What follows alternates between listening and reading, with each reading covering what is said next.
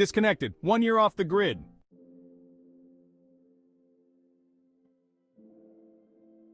There's an odd moment right before your life dramatically changes. A split second when the mundane collides with the monumental. For me, Alex, that moment came disguised as a mundane Tuesday morning at a bustling city cafe, where my phone decided to spectacularly combust during a routine social media update. Sparks flew, a latte soared, and with a shock both literal and metaphorical, my digitized existence went up in smoke. Amidst the half-shocked, half-amused crowd, I stood, a spectacle bathed in coffee and embarrassment, and shouted over the cacophony of laughter and ringing alarms, "That's it! I'm done!" That night, as I tossed my charred phone onto the couch, I made a declaration to my family and friends, half expecting them to dissuade me. Instead, their mixed looks of concern and disbelief only fueled my resolve. Packing only the essentials, clothing, a few books, some sketching supplies, and notably, nothing that required a battery or charger, I prepared to rediscover life unmediated by pixels and notifications. Welcome back to Human Stories Unveiled, where we delve into the intriguing, the unexpected, and the truly inspiring tales of our lives. If you haven't already, be sure to hit the subscribe button to join our community. We're excited to bring you stories that explore not just what we do, but who we are. In today's episode, we dive into a year-long journey of life without modern technology. Yes, a whole year. What would you miss the most? Could you handle it? Stay tuned as we uncover the highs and lows of disconnecting in a world that's always online. Don't forget to like this video if you enjoy our content and want to see more. We're here to bring you engaging stories from our past, present, and potential future. Now let's get back to the story and see what happens when everything digital is stripped away. Trust me, you don't want to miss this.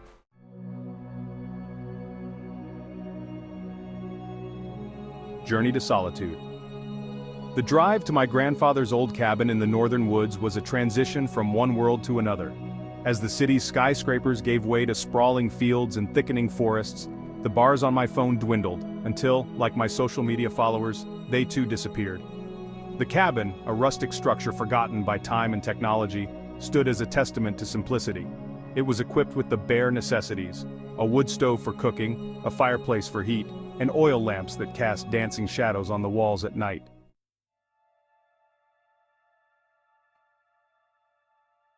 Confronting the silence. The initial days were an assault on my modern sensibilities. My first morning began with the stark realization that coffee, now a labor-intensive chore, involved chopping wood and starting a fire, a far cry from my one-touch coffee machine back in the city. The silence was unnerving, not the tranquil absence of noise I had romanticized, but a heavy, oppressive stillness that seemed to press against my ears. I battled loneliness and a creeping sense of doubt. Had I made a monumental mistake? Each task, from lighting the oil lamps to securing the cabin against the encroaching cold, was a reminder of my dependence on technology. Yet, with each small victory, a successfully lit fire, a meal cooked over open flames, I felt a growing sense of accomplishment.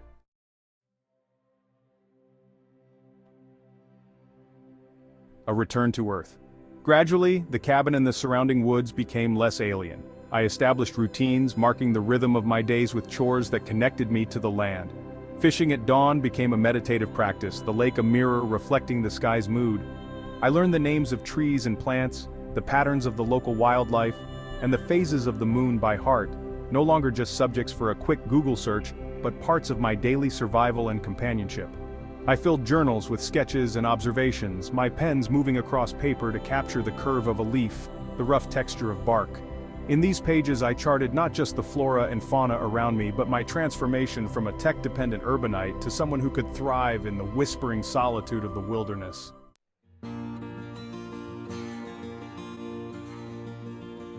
Lessons from the land and its people. Interaction with the few locals and fellow off-gridders was sporadic but rich in shared wisdom and stories.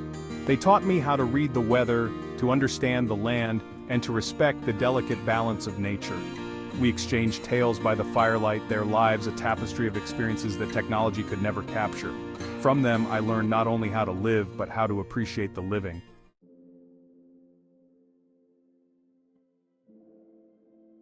Facing the wild, the wilderness tested me.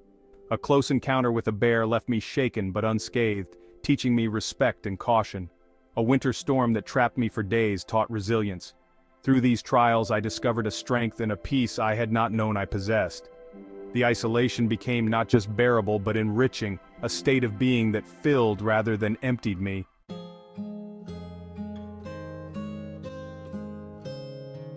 Reawakening and reintegration. When the year concluded, returning to civilization was a sensory overload. The buzz of electronics, the glare of screens, and the pace of city life were jarring.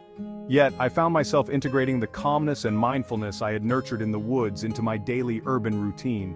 I maintained periods of digital detox, carving out spaces for silence amidst the noise, advocating through my blog, Disconnected, the profound impact of my experiences.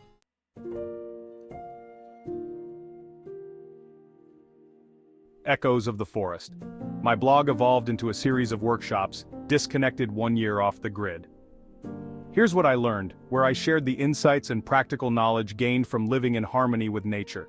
The community that grew from these workshops mirrored the camaraderie of the campfires, a network of people seeking to balance the digital with the real.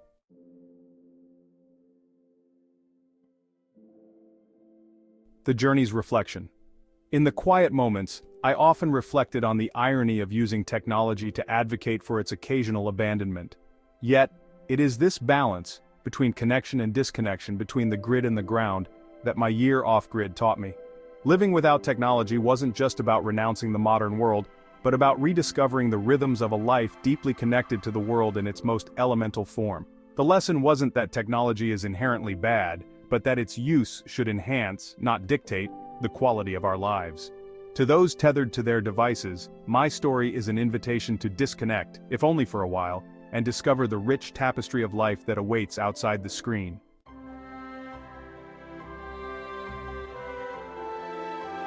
And there you have it, Alex's incredible year-long journey without technology, a testament to the power of disconnecting in our hyper-connected world. It begs the question, what do we truly need from technology and digital media? And more fundamentally, what is life really about? We'd love to hear your thoughts and experiences. Are you considering a digital detox, or have you ever taken one? What did you learn from it? Drop your stories and insights in the comments below. We're eager to hear what matters most to you in our digital age. Don't forget to subscribe to Human Stories Unveiled, if you haven't already. Like and share this video to spread the conversation about living meaningfully in a digital world. Here we're all about exploring the stories that make us human, and we want to cover the topics you're most passionate about. Tell us, what do you want to uncover next? Let's keep unveiling the fascinating layers of our lives together. Until next time.